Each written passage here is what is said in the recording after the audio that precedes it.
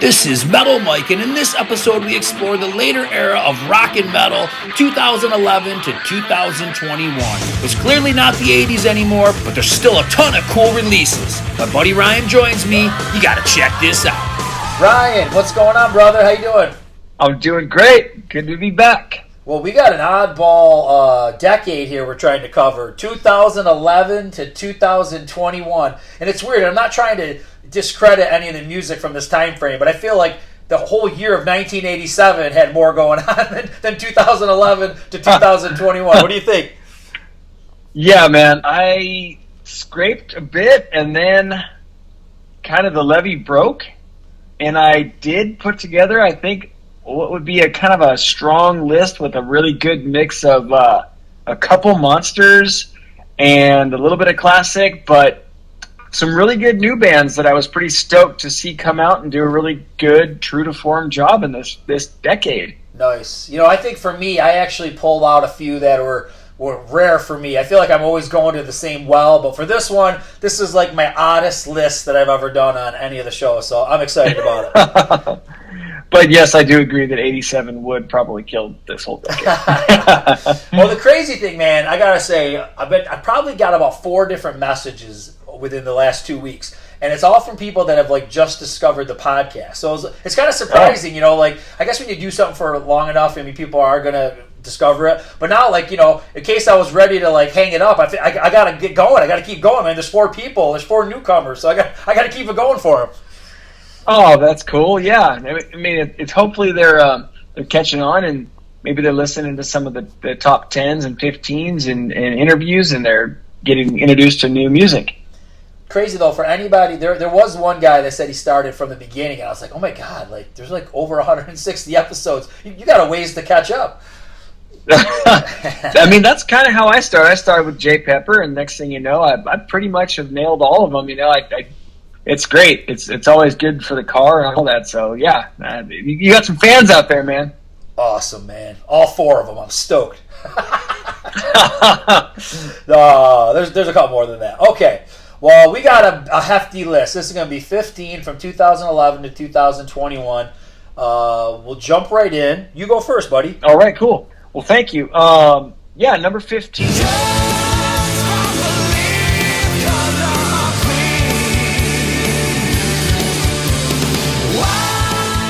I have Shy. Shy's making a little return. So it was their self-titled, and yet another different singer in Lee Small. It's got a very good 80s keyboard-driven AOR melodic metal.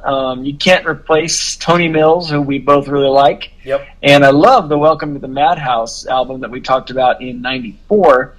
But this is impressive for 2011. Check out Ran Out of Time. That could easily be like one of those 80s soundtrack songs, and then Blood on the Line is another one. My only knock is it's quite the simple album cover. It's basically Back in Black / Metallica Black Album with just says Shy and like off-white. So, but yeah, it's a cool album and very, very throwback-ish. They must have been feeling kind of shy at that time. They didn't want to put themselves on the cover. Oh, but I didn't know that they ever had anyone else sing besides Tony Mills. Did not know that.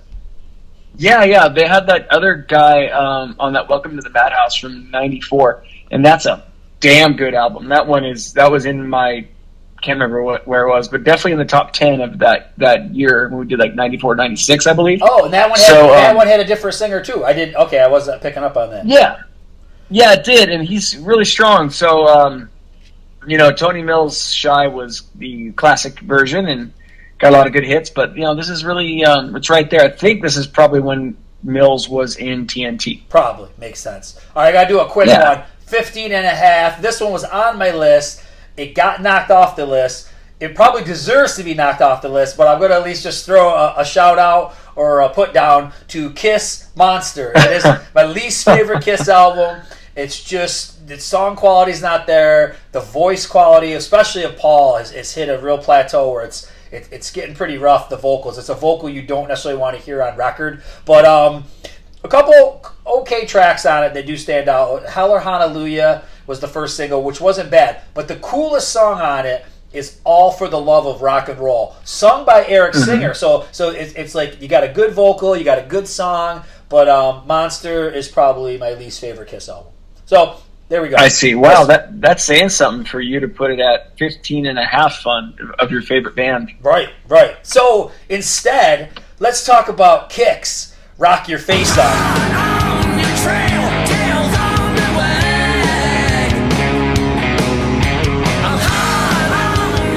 Yeah. This has got great sound, catchy tunes. I've never been huge into Kix, but I really love Blow My Fuse, and I feel like this has a lot of the Blow My Fuse vibe, and it also has a lot of, it almost feels more classic rocky than maybe some of their stuff did in the 80s, but real catchy stuff, man. Tail on the Wag, Wheels in Motion, Rollin' in Honey. It's a fun album. It's good stuff. So if you haven't heard that one, I feel like Steve Whitman, he sounds in prime form. The whole band sounds great, and it's good songs. It's good stuff.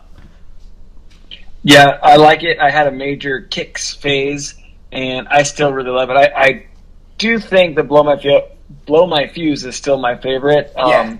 I'll have to re-engage in this one because I did get, I think it was called Funny Business or something like that in the mid '90s, and then they didn't really do much till this one. So I'll have to get it again and check it out because it's been a while. Yeah. You know what I think, too? I'm going to just throw this out there right now, is that what I think, at least in my defense, what I think happened during this era is that there was so much stuff coming out, and this was the era of, like, streaming and listening to it online. And if, like, it didn't catch you right off the bat, like, it almost, you got lost, and you just went to the next thing. So, like, you really had to be, like, playing these things over and over again for them to kind of get stuck into your head. But I do feel like there was albums, because I noticed when I was making my list, I found, like, there would be an album, and I was like, oh yeah, I remember that came out, but I never went back to check it out. You know what I mean? It was just like, I don't know, time is just flying, or you just miss it. I don't know. But so I feel like some of the stuff, it wasn't that it was bad. It just kind of missed my radar. You know what? That's cool that you mentioned that, because in doing the research per album, I would come upon a band and then go on kind of like tangents, and it would be like a member of a band from another classic band, or I would, suggested albums. I'm like, whoa, so it was like an eye-opening decade to study. So yeah. I'm really glad that we're getting into it again. Definitely. What do you got for your next one, brother?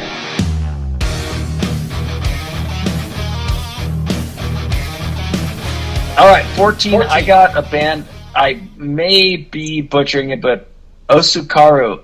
Osukaru. Osukaru.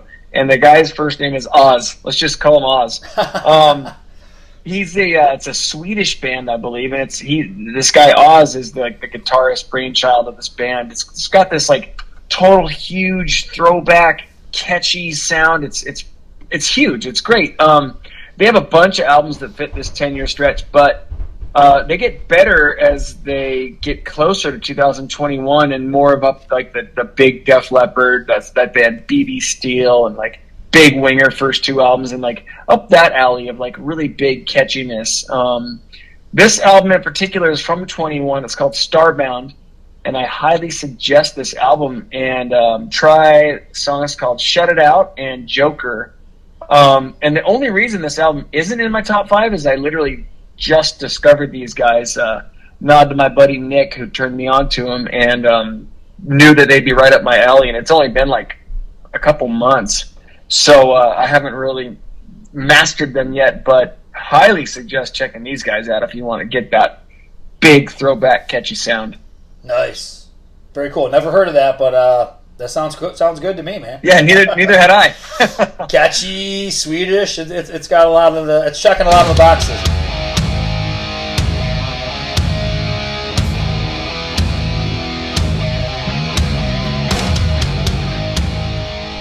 I know. All right. I had to put, for 14, I got to put Stryper, No More Hell to Pay. And I think I wanted to just throw some Stryper out there because there's a lot of great Stryper albums that take place between 11 and 21. But does anyone really stand out to me more than another? That could be a process of just like too much coming out, not having enough time to digest it, whatever. But when I went back and I revisited No More Hell to Pay, it is really solid. It probably is more of the 80s vibe going on this one. Obviously, the title track's really cool, but there's a couple songs that really stand out to me, and they have for a long time, and that's why I put it on the list. But Water to Wine and Saved by Love, I love those songs. But listen to Water to Wine. It's so 80s. It's super catchy. It's like that fist-pumping type of a song. But you got to give Michael Sweet and Stryper credit because they've really put out some solid output, or some solid albums. But like I said, do they all do it for me? Probably not. But another thing, let's just throw this out there. I feel like this is an era too where like a lot of solid songs, but I don't know if it's complete great albums. You buying that? Yeah, but I was going to say, like, every time you throw out a Stryper record on your list, you dig deep into the album tracks. And, like, without Water to Wine, I believe you talked to me about before, and it's, like, way down there, number 8 or something like that, like... Deep. Like, you're preaching back to the album, tape, CD days when you actually had to listen to the whole damn thing. So I preach that you go off the album tracks. Yeah. But I do feel like there's a few, and maybe we'll mention it when we get done, where, like, I really like one or two songs, but the rest of the album doesn't do anything for me. So then it's hard to put it on the list. You know what I mean? Yeah, and the thing with Stryper is, like, I'm a Stryper fan, but not a super fan. And when I see new stuff come out, which is a lot, I feel like their introductory single is Stryper being a real hard. Yeah. And I kind of stop, and I give up a little, and I'm like, damn, and like, the songs you've mentioned are not that, thus they speak to me more. Right. So I need to be listening to the entire album, as you suggest. Yeah, you're right, because, granted, they've had some heavy ones, but I think the era that most people can relate to is like, To Hell with the Devil and You Gotta Be Trust and stuff like that. So, and those singles were the first singles always were very commercial. You know what I mean? So, like, now when they come out, right, they're trying to be all hard and stuff, but I wish they would, today, even to this day, I wish they'd put out a real sappy, like, commercial too, and it would be great. I know. I don't know. What are you going to do? All right. 13. I got a somewhat of a Christian-ish band. They're called Adrian Gale.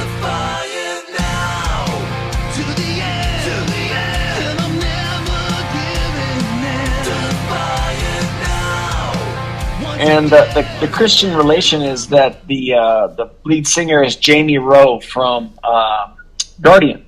Oh, okay. So, yeah, so they have like a ton of albums, like 8 albums in this 10-year phase, and around then. Their debut, I don't think fits it's way older than that, but it's really killer. They have like 3 that fit this phase.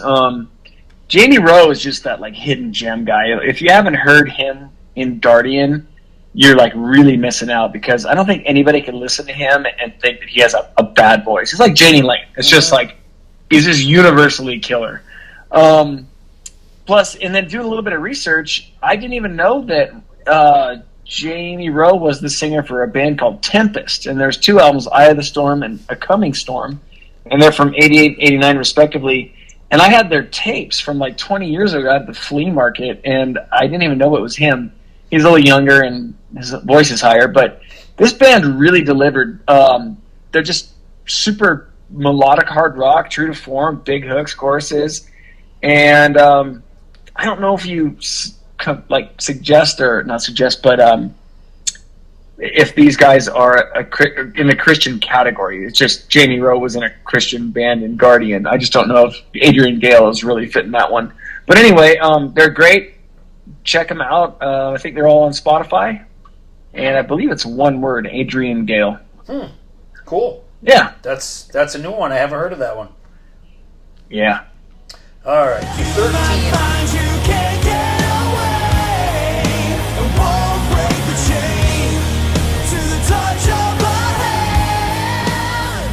I've got an oddball one that probably a lot of people haven't heard of, but I've got the band Station with the album More Than the Moon. And you heard these guys? They're my next one. Oh, sweet. So their singer, man, Patrick Kearney, I feel like he's like it's funny you mentioned Janie Lane, because I feel like he's got some characteristics of Janie Lane and Kip Winger in his voice. He kind of goes high. He can be a little screechy, kind of like the way Kip is, a little raspy. But it's so melodic and so catchy. I love the title track, More Than the Moon. Cost of the Sand. That totally just reminds me of Winger. I don't mind. But yeah, definitely a throwback band doing the 80s thing. And they're younger guys. And it's just cool that there's some young dudes keeping this kind of music alive. So Station, More Than the Moon. That's killer, dude. I have their 2015 one as the one that stand out for me as number 12. And the vocalist, actually, I have in my notes here, it says he reminds me a lot of the Heaven's Edge singer. Oh, okay, so, yeah. Yeah, I don't know if anybody picked up on that, or if you would pick up on that, but it might be more because it's on that second album, or the, let's see. Oh, yeah, the 2015 album. But I do have More Than the Moon. I said their second album was really great, too. So anyway, I like the song Dress to Kill and Bitter with the Better. And I thought they were like a really good retro-ish throwback band. So that's pretty cool that we had them back-to-back. That is cool. Very cool. All right, number 12. This is a weird one. It's going to make total sense to anybody who knows my music.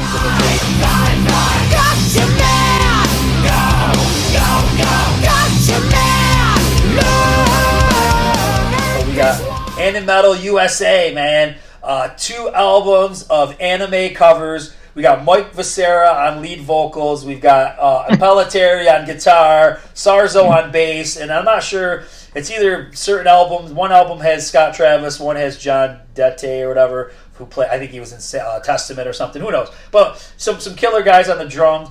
And, this is weird. This is probably not for everyone. But I'm good with this kind of stuff, man. They do, like, Dragon Ball Z songs and Gotcha Man and all this kind of stuff. But there's a couple cool things that I want to point out. Could I tell you, like, one song from another or what out? The 2 albums that they have, they sound... It's all the same kind of stuff. It's just, anime songs done in a metal way. If you like anime, you probably would really go crazy over this. I'm not familiar with all those songs. But a couple cool things that they do is they integrate, like, metal riffs that like Flight of Icarus or the Mob Rules. Like, they'll just bust out something like that and throw it in one of these songs as just like a morsel for you to pick up on your ears. But another cool thing I want to just mention about is Viscera.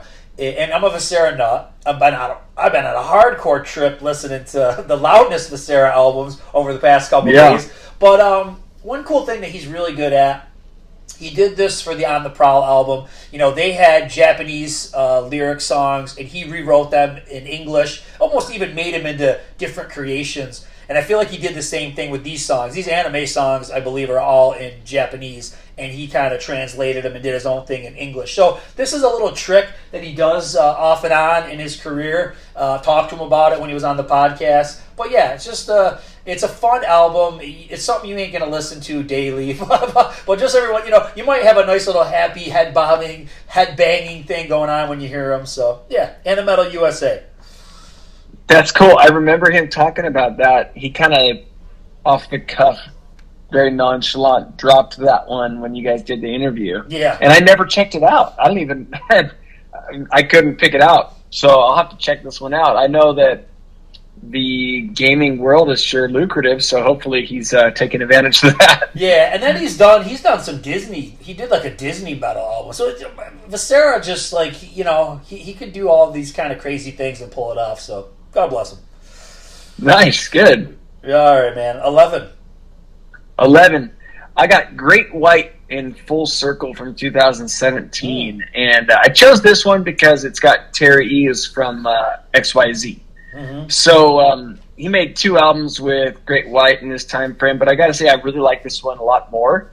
It's much more of like a full sound. It has that blues influence still, but with Terry singing, it definitely combines the hard rock stuff with their blues stuff, because I like Great White, but I don't love Great White. They get a little too bluesy for me in some of their older albums, but when they rock it up a little bit more, I do like them more. So this one fits. There's a cool song called Big Time, and I actually saw them at the boardwalk. We have a beach boardwalk here in Santa Cruz, and they played that year. I think it was 2017, and it was really cool to see him. So I really like this album, and I thought he fit great. I wish they still had him. Is this the album that he called you out on that you hadn't heard at that time? That's the one. All right. That you felt guilted. You needed to get to know that album, right? I did, yeah. And then since then, I really like it. So nice. That was pretty funny. All right, number 11. I'm smelling a conspiracy, telling lies about me constantly. I had to go with a heavy hitter, Alice Cooper, man, Paranormal. And just want to say this is not his greatest album. It's a lot better than Welcome to My Nightmare 2. I hated Welcome to My Nightmare 2. I don't know why. I just dropped my recording device. No worries. I didn't like that album for some reason. I think I had really high hopes. It was the first album he did back with Bob Ezrin, and I'm like, oh man, Welcome to My Nightmare is so good. And the follow-up was not good. That tends to happen. You know, sequels tend to be worse than the originals for the most part. Right. But there's some cool stuff on here. It's not his greatest album. I think he did way better albums, well, obviously in the 70s and 80s, but I thought Cooper was really hitting his stride in the early 2000s with Brutal Planet and The Eyes of Alice Cooper. But there's some cool songs. Dead Flies, Paranoid Personality. That's the best song on the album. That was the first single. So for that, when I heard that song, I was like, oh my God, this album's going to kick major ass. And it just really didn't. But, it's got some solid tracks. Fallen in Love. All these tracks have, like, different guests. Like, that's got the dude from Billy Gibbons from ZZ Top. And it kind of feels like Alice doing a ZZ Top thing. Public-Private Breakdown is another cool track. I want to say there's 3 or 4 tracks that he brings back all the surviving members of the original Alice Cooper band. So there's some cool things happening there. Not as good as some of the stuff that came before, but some pretty solid stuff. Well, what was better, this sequel or Operation Mindcrime 2? Oh, definitely Operation Mindcrime 2. I'll be honest, no, that's not as good as Operation Mindcrime, but there's a couple cool moments. There's some cool, when Dio comes on and he sings the part of Dr. Axe or whatever, that's pretty cool. Dude, yeah. I actually thought that was pretty cool, that whole follow-up album. Yeah, they did all right with that one. There's a couple misses, but for the most, I can't remember. I'd have to go back and what year was that album? Am I missing that on this list? Probably am, huh? I don't know. No, that was probably somewhere between 2005 and 2007, I think, somewhere in that. Yeah, that's when that was. Yep. Okay. All right, little detour there. Okay, we didn't miss that one. All right, good. There we go, 2006. Okay. All right. That was 6? Okay. Hey, look at that. I was just using my brain. I was just guessing. I was right on target. Perfect. Number 10. Metal Instincts. Yep. 10. All right, number 10. So I only have a couple monsters on here. I got Def Leppard. I got Def Leppard's self-titled album from 2015. Oh, nice. And they got some really quality stuff on here in Let's Go and Dangerous, and they really carry the album. They have these very big throwback Def Leppard, it's very Pour Some Sugar on Me. And then they got a song called We Belong, which is really cool because it features all the members singing lead vocals. And after that, it's kind of typical new school Def Leppard, but it's still okay. But I would say the first side of the album really carries it. And then the rest of it I could live without. But I did incorporate it because they gave it a good shot. They tried to give some Hysteria nod on this album, and it worked for a couple of them. And then they kind of treated themselves artistically the rest of the time. But yeah, there's only, like I said, there's 2 or 3 giants on my list. Other than that, it's all kind of out there stuff. But yeah, definitely had to give Leppard the nod at number 10.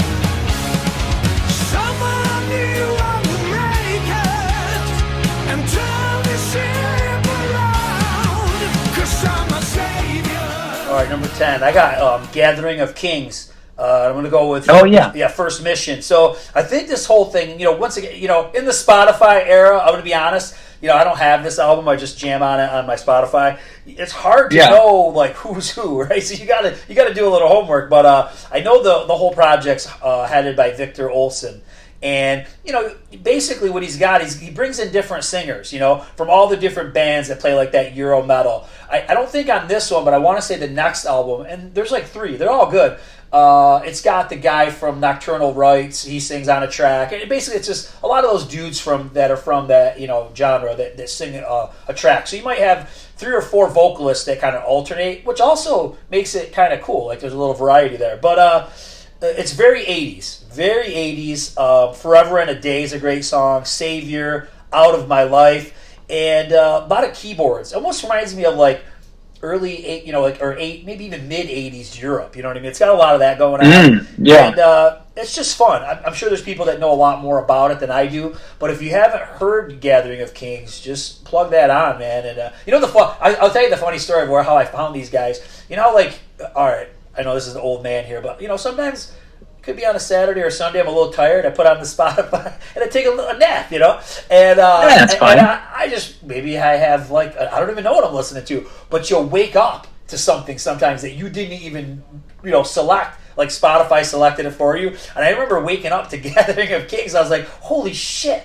this is awesome! What is this?" And then I went back to it for future naps. No, I'm just kidding. But it was just no. It kind of popped up randomly on my Spotify, and been hooked on it ever since. Gathering of Kings. Hey, it woke you up out of the REM phase, man. You got to say something about it. You got it. Oh my God, we're just cruising up through this thing. Number 9. Number 9, I got a band called Youngblood, and the album's called No Retreat. It's from 2012. So the story behind this album is that they had this album in the can since '89, but I just don't know if I buy that. And maybe it was, maybe it's everyone's dream to have like an album like, oh, we're gonna quote unquote, I have this album that I recorded in '89, but I'm gonna release it in 2000, whatever, just to like basically make an excuse for writing an 80s album in the 2000s. Yeah. But it sounds, it's very 80s-ish sounding, and I could be, it could be a true story, and I could be full of shit, but I don't know. It's too good to be true. It's like, you're running as a Democrat, and then all of a sudden you get elected, and you go, just kidding, I'm a Republican. Yeah. You know what I mean? It's like, it's about like that. So it sounds like a hair metal conspiracy.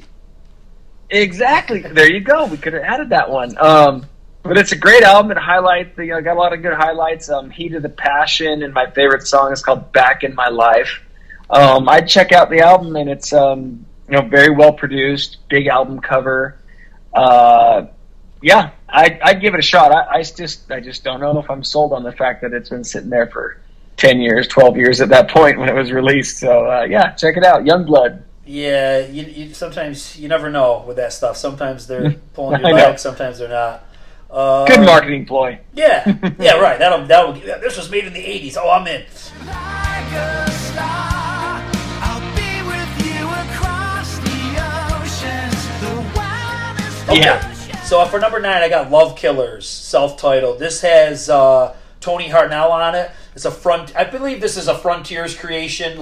There's a bunch of Swedish dudes that made some music that sounded like TNT. Then Frontiers hires Tony and he sings on it. You know what I mean?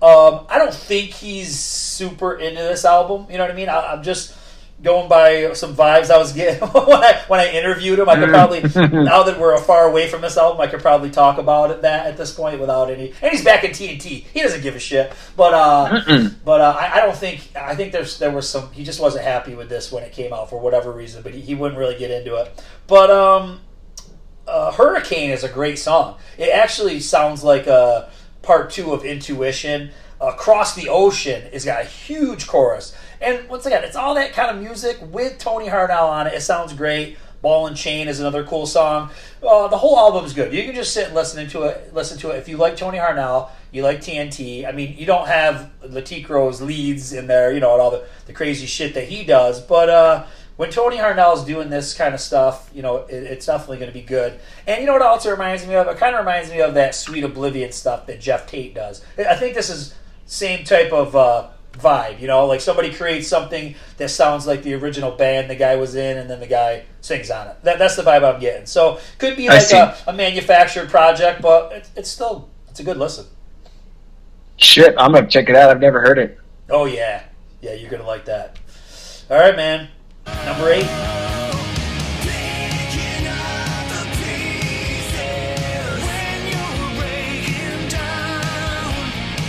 Number 8, I got a band called Tokyo Motor Fist. Yeah. You know them? Oh, these guys are great with Ted Poley. I kind of see. This is one that I forgot about. Yep.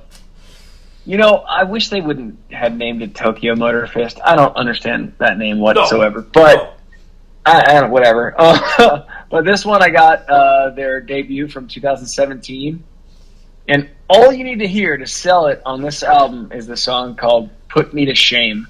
It's got this Cinderella Def Leppard hugeness that is so perfect. But Done to Me, another song called Further shows that Steve Brown Def Leppard influence on this. But the first song on the album also rules. I mean, it actually fooled me because it came up random on Spotify. And I was like, oh, what is this? This is killer. This has got to be something from 90. And it was this. And I was like, oh, shit, this is Tokyo Motor Fist. I better pay attention. So I believe they just have 2 albums, but Police sounds great, and the guitar work is amazing. I would definitely check it out, and I'm actually kind of bummed at this point that it's number 8 and not higher. No, you know what they should have named their project, dude? Danger Tricks. Ooh. Right? Danger Tricks. Trix. Yeah! And they Damn. and they already probably play songs by both bands. Come on, Tokyo Motor Fest or Danger Tricks with an X. Get the hell out of here. Maybe even 2 X's.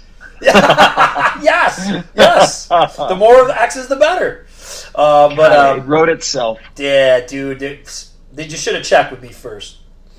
They would have been wise. All right. Well, I got to go to my usual bag of tricks, a band that pops up on many of my lists. Even though I have had some rare ones, I've got to go for some classics.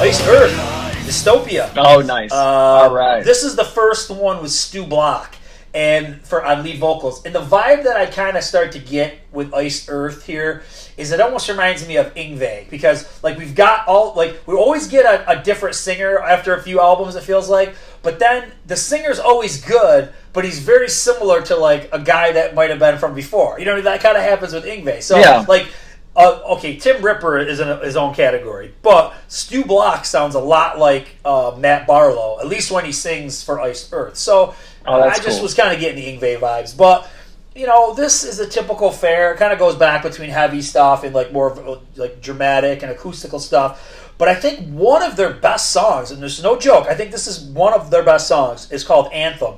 And it is so catchy. It's got such a cool vibe. Everything about it is cool. But the title track's great, Boiling Point, Anguish of Youth. And I think the cool thing that happens with Iced Earth, and this happens on other albums, it's not just this one, it almost sounds like a different band from from one song to another at times. So when they do that acoustical stuff, they almost give off an Alice in Chains vibe. When Alice in Chains does that more of acoustical stuff. But then when they do metal, it's full on, Maiden, Testament, all that kind of shit. So I think it's cool. They have a cool dynamic, but I think for this album there's only 2 dynamics, so it's cool. But it just kind of we got our mellow acoustical dramatic song. Oh, we got a wicked heavy song. But it's a great album, and if anything, just listen to the song Anthem. It carries the album. So nice. Yeah, I definitely had started listening to their whole catalog when you turned me on to them a few podcasts ago. So Sweet. I'll dig deeper into this one. That's what it's all about. We turn each other on to different bands. Hopefully other people, all those fans that listen in South Africa and Singapore, they discover new music. Let's go. All right. What's your 7? That's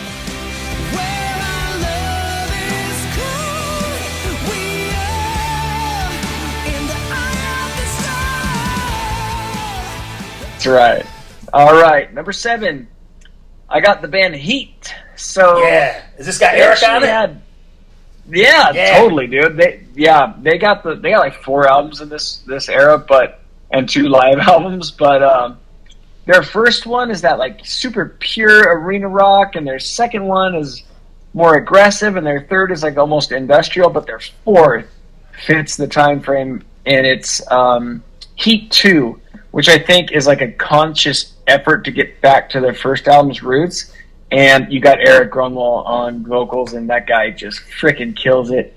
And I wished that the Skid Row album had come out in 21, so I could have incorporated it. That's how much I like that dude. Yeah. So he's a great singer, and he's just such a good showman, and he's so appreciative. He went through I think he had leukemia, so he's just even more appreciative for life, and he's just a good, seems like a great dude, and he's just so excited to be up on stage with that band. So I really like Heat. They were a new band that came out and actually did it for me, which is rare, like we talked about. But so I'm really stoked on these guys.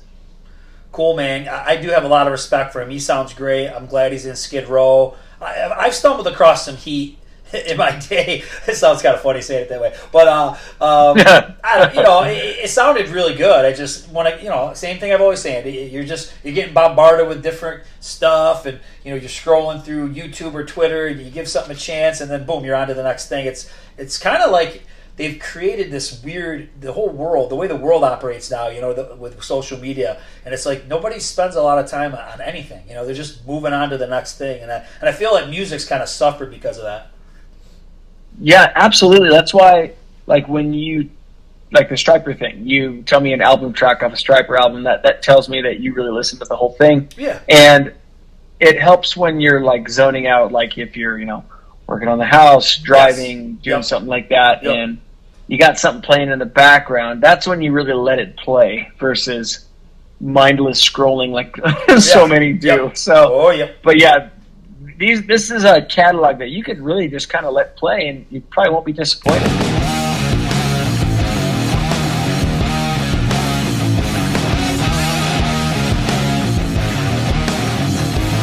All right, number 7, man. I got Kings of Dust, their self-titled album. Greg Chason from Badlands. It's his band. Oh yeah, that's right.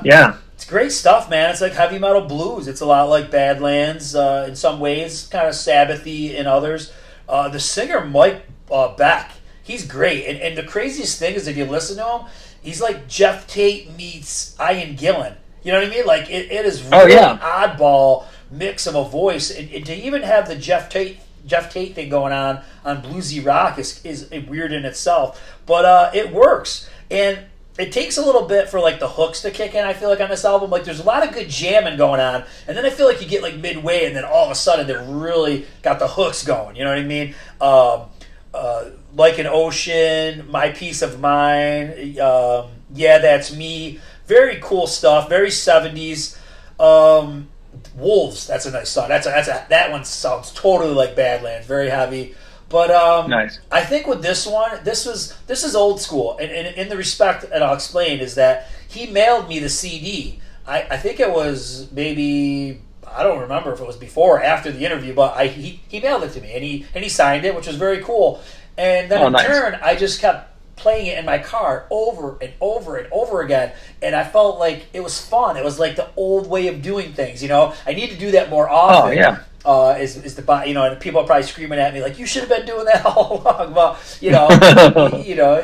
I'm a victim of the streaming thing, but it was just like going total old school, just jamming on a CD over and over again, and then it hits you. It's like, wow, this is great. It's really, really digging it, and the whole album. It's like an album. It's not. This is definitely not like you're just gonna like a song or two. This is just a vibe. You got to listen to the whole album, and it's just good stuff. I think he's doing something different. I think he's got a different singer, but maybe some of the same backup guys, and it's called Atomic King. So he's a great guy. I wish him a lot of luck in whatever he does, but you can check out Kings. If you want to be a streamer, like I am sometimes, this is on Spotify, so you can check it out. That's good. I remember the interview, and it's from 2020, if I recall, and the album cover was really cool. Yeah, it is. It was kind of like... Yep. It's like a storm like a retro in the desert or something like that. Album cover. Yep. Yeah. I like it a lot. I'll have to check out the album again, though. It's been a while. Yeah. Number 6. Okay, number 6, I got Kane Roberts making his return. Oh, yeah, I forgot. That's right. He had a newer album in this era. Yeah. Yeah, he's got, I think, a couple, but I chose the one called Unsung Radio from 2012. That's like unreleased tracks, right? Yeah, there's like a mixed bag of stuff. So he's got that that song called Reckless. And if you remember that movie Rockstar with Mark Wahlberg, when he went back into the studio after, like, he was kind of over it in the movie, and he started singing the song and he started, like, rapping. And they're like, dude, what are you doing? And he's like, what? This is how you want me to do it. But it's this song called Reckless. And I always was like, whoa, that's a killer song. What is that?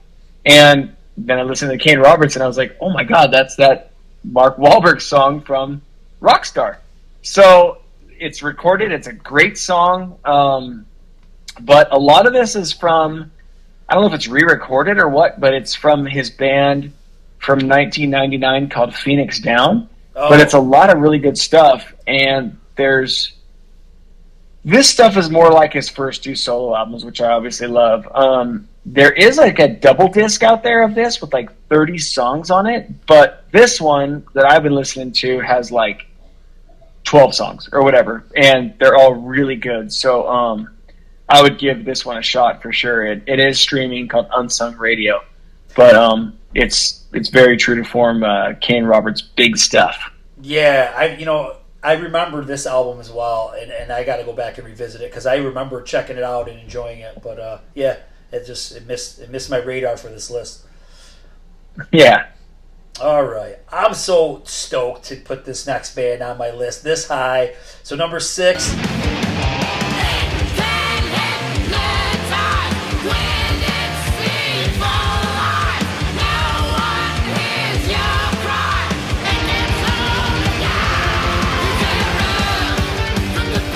Band called Salem's Lot, and the album is Mask of Morality. Man, it's so good. It's like thrash glam. It's like if you mix Blackie and David Reese and Lizzie Borden and all these guys, it's all this stuff thrown together. It's so good, man. Monroe Black is the singer. Like you said, his voice, if you took the way David Reese sings on Eat the Heat and you mixed it with Blackie Lawless and even maybe a little bit more nastier sounding, you'd get his voice on this album. And his brother Jet Black is the guitar player. K Chaos is on bass. He's also a really good lead player. He posts a lot of YouTube videos. You Can't Hide the Beast Inside, such a great song. Royal Desperado, Fatal Attraction. I love this album, man. And if you haven't heard these guys, you gotta jam on them because it's such like old school metal that it's not even funny. The sad thing is I want to say this album was either like, it's like 2017, 18, 19, something like that, and they haven't done anything since. They've really been inactive on social media. I hope by being on the podcast tonight, this will rejuvenate their careers. I don't know if that's going to happen, but I do wish they would come back because they're a great band. Damn, I've never heard of them. Well, I'll be sending you some tracks. All right, I'll check them out. Oh, man, we're cruising. Number 5. Number 5, I got your boys, Pretty Boy Floyd, Public Enemy.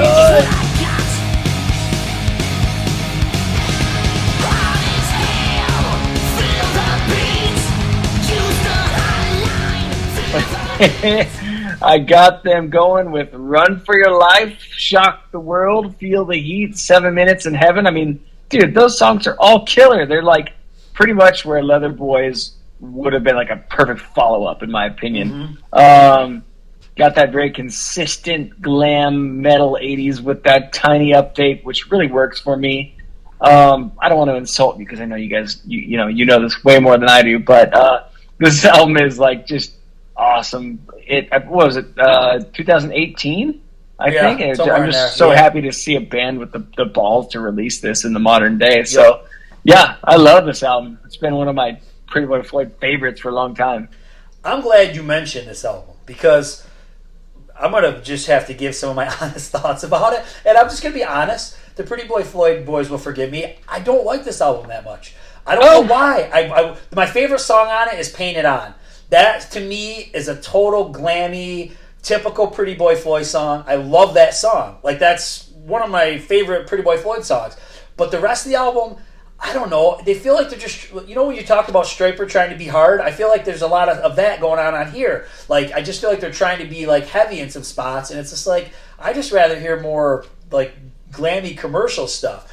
And, because I loved Leather Boy so much, and I even thought the stuff for their follow-up, like, Desperate and, or is it Desperate? No, Restless, and Hands Off My Radio, Tonight Belongs to the Young. Like, I love all those songs. And this just, I don't know, this doesn't work for me. I don't know why. I want it to work, but I can't keep listening to an album and have it not connect. Just eventually there's just not enough time in the day for that kind of stuff. So just give my honest opinion. I don't love it as a whole, but I do like a few of the spots of it. So. Oh, wow. I'm shocked. I thought you were going to have it at like number 1 or 2, to be honest. No, man, it's not even on my list. All right. It pains me to say that, and I'm sure that Christy and Steve Summers do not approve, but it is what it is. Well, maybe you'll probably have AC/DC and Van Halen as number 1 and number 2. There we go. Okay, one of those for sure. Okay, all right. So I'm shocked that I got this album on this list this high. Doesn't matter what they say, my will is strong as a mountain high. I feel so tall I can touch the sky. And it's Manowar, Lord of Steel. And I guess for me, that bad Manowar is better than most of the shit that came out from 2011 to 2012. Or 2021, excuse me. But Lord of Steel has got some hits and misses. There's some cool stuff that I really like. I love the song Born in a Grave. I love Righteous Glory, Touch the Skies. Very kind of commercially, it reminds me of some of that stuff that like Priest did on Angel of Retribution. It kind of reminds me of that. Expendables kind of fun. I think Joey wanted it to be have a song in a Stallone movie, but Stallone didn't use it. So you got a song called Expendables. It didn't make the movie. But for me, the biggest problem, and it's sad, is that Eric Adams just sounds like he's kind of phoning it in spots. And he's got such a cool voice, But I think they got the stuff tuned down kind of low. He's singing kind of lower, and he doesn't really break out too much on this one. But overall, like I said, there's quite a bit of it I do like. It's not their greatest album, but I think for this era, it probably holds up pretty well. So, yeah, Manowar, number 5. All right. Is this where did this rank in your Manowar top 10 or whatever you guys did that on your I think list? we ranked the whole catalog, and this was like second to last. So this just shows you, it ain't my favorite Manowar album by any stretch of the imagination. But I didn't put it as their worst. No. Got it. All right, number 4. This is the summer of our lives tonight. We'll make it all alright. Give me all you got. There's nothing you can lose when it's all brand new. All right, number 4, I got Midnight City. It's not too often I get reeled in by a new glam band, but these dudes really hooked me. Yes, awesome. I know Rob is a great friend to the podcast, and he's a total true rocker. I love his adoration for Danger, and his no apologies for all things glam. He's got his Tiger Tails ties, and just like that endless love for the genre. And I really dig their self-titled debut in 2017. So far, their new album sounds like it's going to be a great one too. So, Midnight City, it's like I said, it's rare to hook me on something new. But, dude, they really deliver. This is another one where I'm feeling shame that I don't have a Midnight City album. Forgive me, Rob. I love you. No, I just, I feel bad that I do like their stuff. It's just, I feel like there's just a big problem with what we did here, too, is that, like, we're trying to cover 10 years with 15 albums, and there's something that's just going to miss your radar when you're putting the list together. But I think if I could do it all over again, I probably would have put maybe the second one. Either the first one or the second one, but I do enjoy myself some Midnight City. Yes. Right on. All right, number 4. Also very happy to put this band on my list. Drink my blood, wake the demon in me. Come taste the wine of my sins. Out of control without any fear of facing the madman. And I'm going with Battle Beast. self-titled album, man. We got power Euro metal, right? But it's also mixed with, like, if you mixed old Accept and Wasp and Manowar and Priest. So you got that typical Euro metal mixed with some of, like, our stuff that we're very familiar with from the 80s. I love this album. And this is the first album they did with their singer, Nora. They've always had a female vocalist, but she's been the vocalist ever since this album on. And what's cool about this album, I feel like her voice has softened up on later releases, but there's certain songs, it's just so gnarly. And it's like, how could this be a girl singing? Like, it's so, like I said, it just reminds you of the way Udo sings. It's just gnarly, you know, it's sick. Really? But it's very 80s, very hooky in a lot of spots. Out on the Streets is such a great song. Over the Top. You got to check out Over the Top, man. If it was done earlier in time, they had a time machine, it could have been in the Stallone movie Over the Top. And maybe it is about the movie Over the Top. I have no idea. They just keep going, Over the Top. So that just reminds me of, like, stuff. Into the Heart of Danger, Black Ninja. And there's other albums that are after this, like the Bringer of Pain album is really good. But instead of just putting all this stuff, you know, every one of their albums on the list, this is the one that hooked me. Still think it's their best album. And I do think they lost a little bit. The guy, their main writer, left, I think, the album after this one, Anton. And he does the band Beast in Black. Have you ever heard of Beast in Black? So he was in Battle Beast. So most of his stuff is very 80s vibe as well. But yeah, give if you like Judas Priest, Manowar, Accept, and then you like Euro, you know, power Euro metal, modern stuff that's going on today. It's all kind of put in a blender, and it's great, man. Battle Beast. Damn, I have to check him out. I've never listened to him, so I'll check out that debut album. Golden. All right, number 3.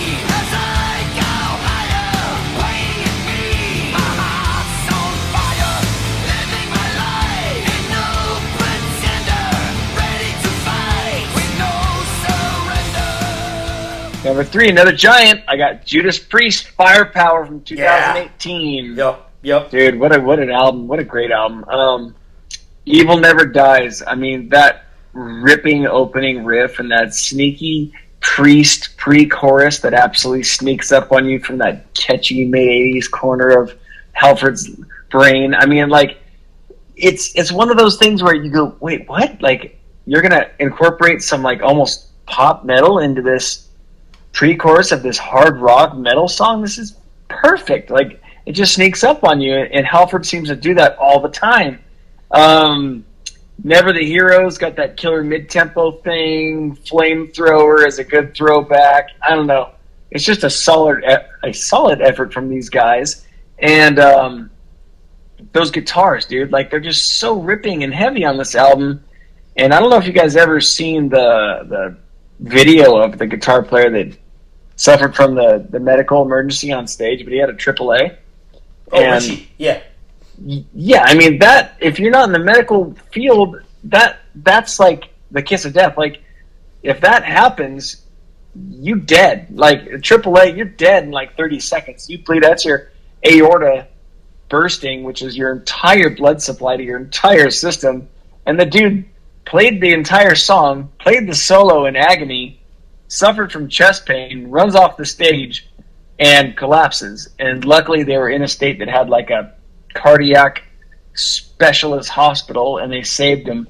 But that will kill you you drain out in under a minute if you suffer this and you're not around the hospital. So this guy survived. He's still playing, and he played this the entire solo going through this. So I got to credit these guys for that one. That's amazing. Dude, he's so metal. This shit ain't gonna touch him. Not exactly. I wanted to put this on my list, but this is an album that completely fell victim to what I've been talking about the whole time. Oh, Priest has got a new one. Let me scan it. Yeah, it sounds pretty good. I'm going to give it a couple more listens. Oh, wait, somebody else has got a new album. You know, it's like we call it our house. We call that the squirrel. You know what I mean? The squirrel's just jumping from thing to thing, or, you know, like a dog sees a ball. You know, shiny license plate. But one thing I want to say about this, there is one song that is very much connected to me, which I think is one of their cooler tracks they've done in a long time, is No Surrender. That's a great song. So catchy. I just wish they'd write more songs like that. All right, I'm not bagging on Priest, but I always feel they always have to put that stereotypical fast track, to start the I feel like they fall into a lot of traps, and I just wish they would just write some good catchy songs. Don't worry about having a speed metal song, for the first track and this for the second. I feel like they follow a formula. A lot of bands do. It's not anything against them, but yeah, right. I do enjoy me some more catchier melodic Priest. Oh yeah, well, hence the fact that Turbo was almost my number one in '86 when we did that one, but. When you got a song called "Locked In" and "Private Property" and "Parental Guidance," those are my Priest. I have no shame in saying that those are perfect Priest songs. Yep, I'm with you. All right, I'm very psyched. I'm psyched about all these top ones because I didn't want to bag on this stretch of music because there's a lot of great albums. Long may they haunt us. Long may they stay, never go. Hide away, Lizzie Borden, My Midnight Things, man. It's very poppy metal, and it almost sounds like an early 2000s album. There's a lot of effects and kind of little bit of trippy electronic tones, and for an album that came out, I was bad with my years. I didn't write my years, but I think it came out in 18. It's weird that it has that kind of a vibe. I believe it's considered like a solo album. It's not necessarily a band, Lizzie Borden album. I see. But it is so catchy. The title track is so good. My favorite song is "Long May They Haunt Us." That's such a melodic, catchy tune. "Run Away With Me" totally reminds me of something like Motley Crue could do. The chorus, it just reminds me of something Vince would sing. You got your typical, creepy stuff like "I'm Obsessed With You" and I think it's the last song, "We Belong to the Shadows." Very, very cool vibe on that song. But the one thing that's missing is all that dual guitar Maiden Queensryche shit that he did, in the mid '80s, like on Visualize and stuff like that. But I don't know if it's necessary. Like I said, good songs are good songs. He's a great singer, a lot of cool harmonies, and I'm a big fan of this album. I'll have to check it out. I never listened to this album because I was focused on this '80s stuff. Yeah, well, that's a good place to focus. That is a good place, but this is good. If I'm hungry for more, I'll go to those songs you mentioned. Yeah, good tracks. Okay, number 2. I think I know what your 1 and 2 is. Dude, I think these are going to surprise the crap out of everybody. Really? I got Steel City. Cause dead men tell no tales, and as I'm falling through the black, I look into your eyes. Dead Wow. Yep, and my next one might be even more of a surprise, but I got Steel City. So this is exactly what an '80s Ripper band needs to do if they want to make the fans of the '80s Glam Metalcast happy. So this is funny because you got 2 different lead singers, and I know you know this well because you interviewed one of them. But I had these guys. you got Brian. Yeah, you got Brian Cole on the first album and Rory Cathy on the second of Cold Sweat fame. Yep. And there's a big-time Vinnie Vincent comparison with me on this one because they did that singer swap. The second singer had a name. He was more popular. Yep. But I don't know who I like more. And they recorded Back on the Streets on their first album, Nice. which is also on the Vinnie Vincent album. So Sweet. to me, there's this crazy comparison. But I can't decide who I like more. It's not as heart-wrenching as Bon Scott, Brian Johnson, Sammy Hagar, David Lee. Right. Those are obviously classic. I'll never decide, but I really like these first and only 2 albums from Steel City. And I love Cold Sweat, so I kind of tend towards it. Yeah. But I don't know because that first album is really solid. So what a great album. I mean, if I'm going to be throwing out the Heats and the Midnight Cities and the Stations and this and that, Steel City, dude, come on. This is hard rock, melodic hard rock, exactly how it should be delivered. So, Kip Winger, take note. Yeah. Yeah. I think there's a song called, Dead Men Tell No Tales, on the second one. That's a great song. Yes. There's a lot of cool stuff on there. So, I got to revisit that. I know I listened to it quite a bit before the interview, and I got to revisit it. But, yeah, great guys, great band. Yeah, that one is Dead Men, number 2 on the Mach 2 second album. Okay, yep, there we go. All right, well, number 2. And wait a minute, I must add, I'm shocked right now at you that you have not put a Sammy Hagar album on this whole thing. He had to have done an album in this time period. Don't care. Not incorporating it. Okay, all right. I got you. Well, on the note, He's run his course. He's run his course in the 80's Glam Metalcast. All right, number 2.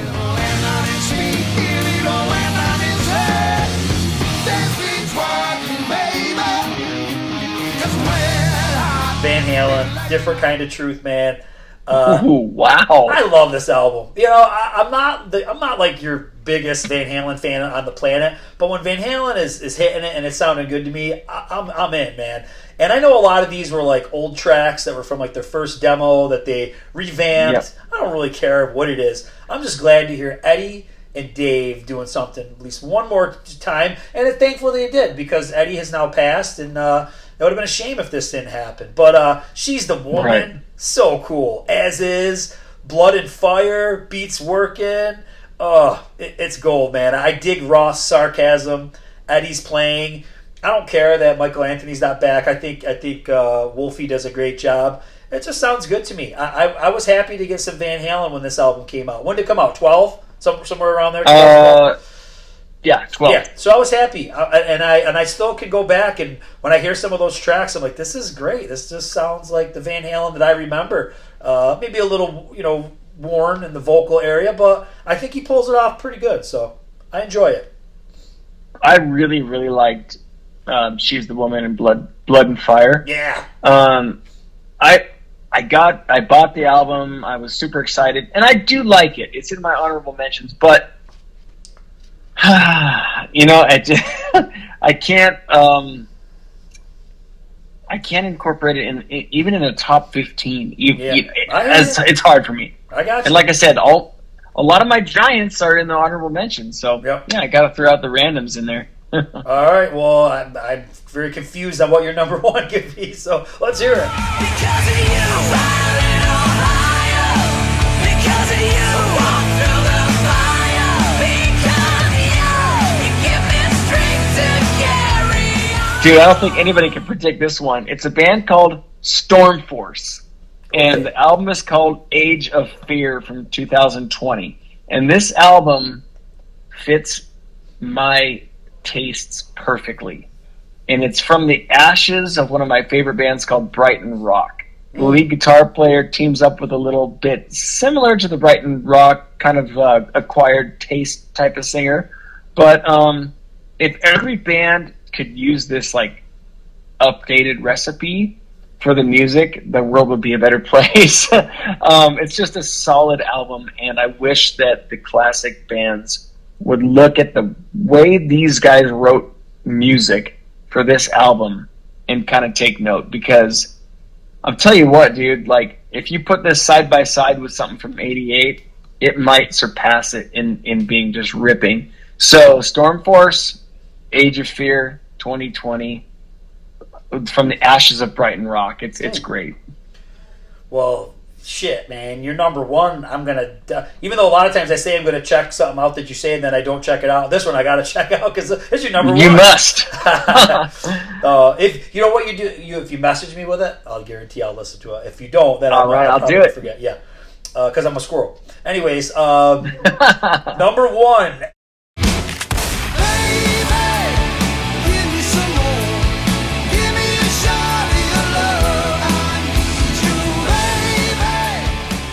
Angel, Risen.